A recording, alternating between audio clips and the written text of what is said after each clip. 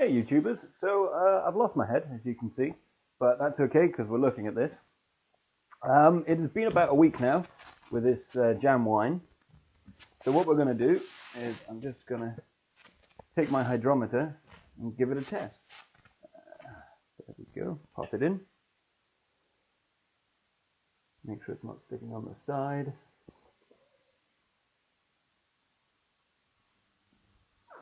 Let it stop bobbing. And we are there on the red. And there on the red is... Right there, we've got to the 5% that we were after. Ooh, cheeky. So, what we're going to do today is we're going to rack this, which basically means I'm going to transfer it to this, which is a pre-emptied sterile bottle. And I'm going to remove all this crud that you can see on the outside. It just makes it easier for the second part. So this hasn't been heated at all. I'm going to stick it up here. And for this, what I found, instead of using a muslin cloth, I've got one of these. These are the Denier tights, which I've boiled twice. Just actually filled the kettle up, chucked it in and boiled it twice, just to sterilize it. And I use these mainly because they're very, very fine. They're finer than the muslin cloth. And you can throw them away. I mean, I picked up 6 pairs for £1, so it saves a lot of messing around later on. So you just stretch it over your funnel, like so, as you can see.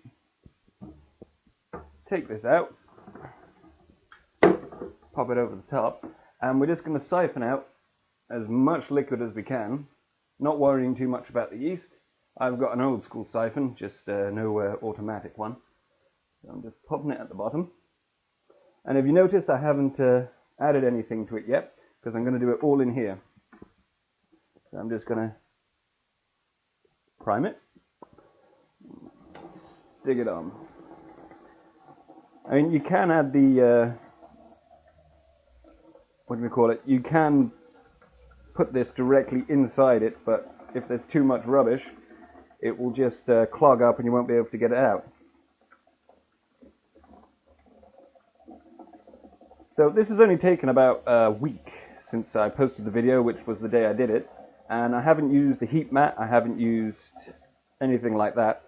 Mainly because you don't really need it. I mean, you'll get the optimum temperature of the yeast, which means it will ferment slightly faster, but for the cost of running a heat pad, which isn't that much, but it's homebrew, you want it cheap. So for the price, I thought, well, just leave it as is, and I do all my homebrew this way, and I've never had a problem. And here we go, come on.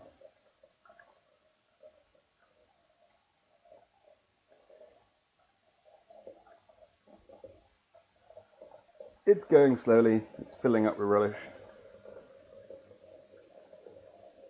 And the reason I haven't added in all the stabilizer or the Camden tablet in its place, because I don't have the stabilizer, so I'm using a Camden tablet, not the best, but it will work, is because this will oxidize the wine slightly, which is a big no-no in the wine world.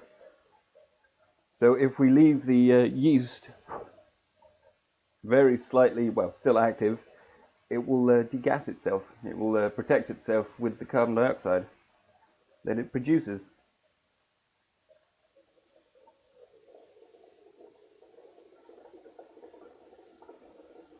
Oh, it's getting there.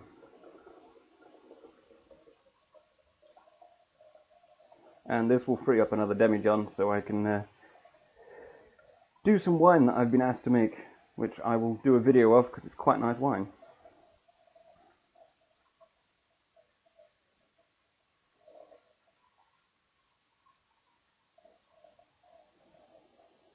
It takes a while to filter it all down.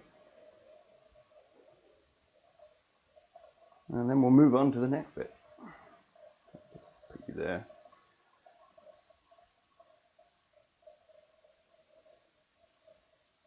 Lovely chunks. So these chunks were formed, funny enough, from when we added in the pectolase, the enzyme.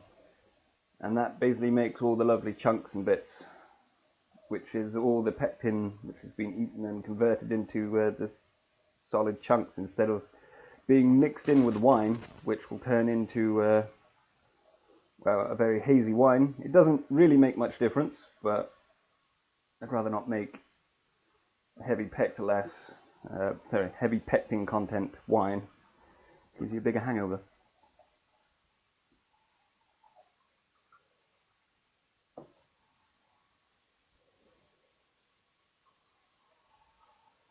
So we're getting there. Just rest this up.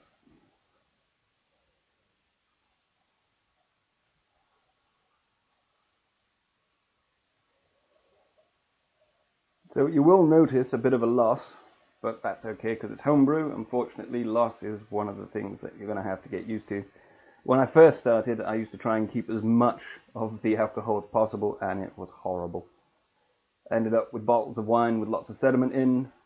Even though I added in a stabilizer, it still ended up fizzing up. Come on.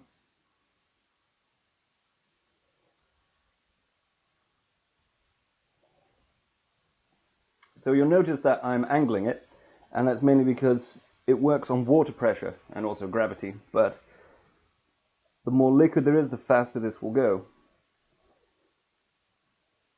Come on.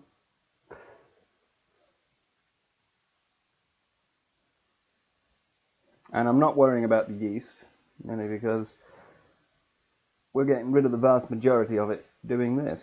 That's why it's still slightly cloudy.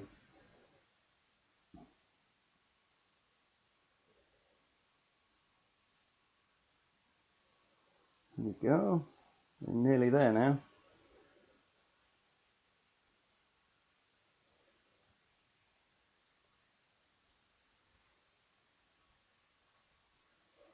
Just slowly going.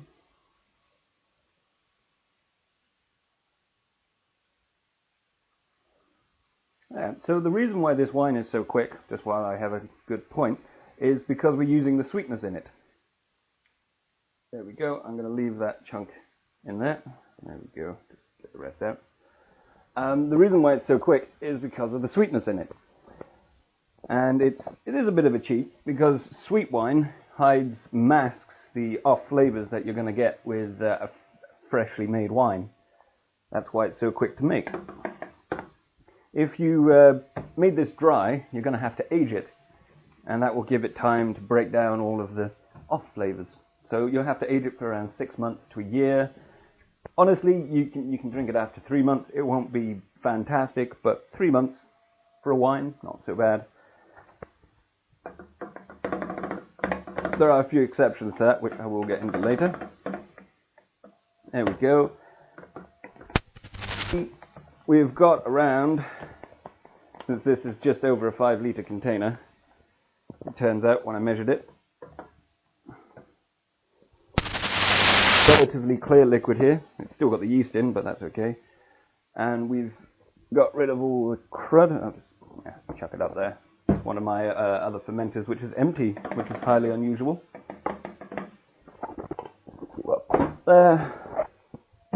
So this is our basic finished wine. So what we're going to do now is stop it from working, stop the yeast. So I've got myself some Camden tablets. These are my old faithfuls when I run out of all the good stuff. So I'm just going to put a glass, pour some in, like so. And I got 2 spoons, so you want to crush the tablet. So put them in, and just push down and twist it. The finer the powder breaks down to, obviously the better it will be. You won't end up with lumps of, yeah. There we go. So it's a nice powder now. So you put it in outside and you stir like crazy. And what the Camden tablet does, it actually just stops the yeast. Well, partly stops the yeast from dividing. So that's pretty handy. Oh, it smells horrible. Just so you don't have to do it, I did it for you. And you notice it will turn cloudy like that. There also is a oxygen inhibitor. That's why it gets added in. It helps stop the wine from getting oxidized. Oh. Bit of splashing. Check it, it's still got a few lumps in it. So I'm just going to wait for this to settle for a second. Now the reason why this takes an extra 3 weeks, which it doesn't need to, because you can use thinnings, like so. This is enough to make 5 gallons, but I don't use it because I don't have to. I'm just going to let the yeast settle naturally because it's only going to take a couple of weeks and you just need to put it somewhere cool. So that is, it's got some chunks on the bottom, but we're not going to add them in. Let me just pour this back into the wine.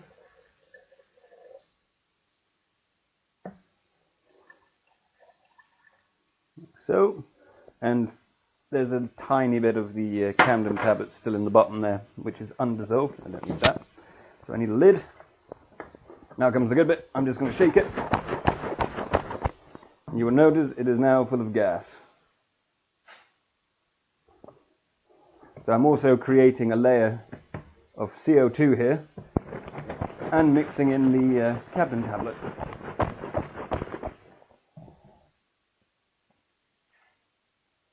There we go, and just leave it slightly undone, so any excess gas, because the yeast will continue to ferment very slightly until it's finished.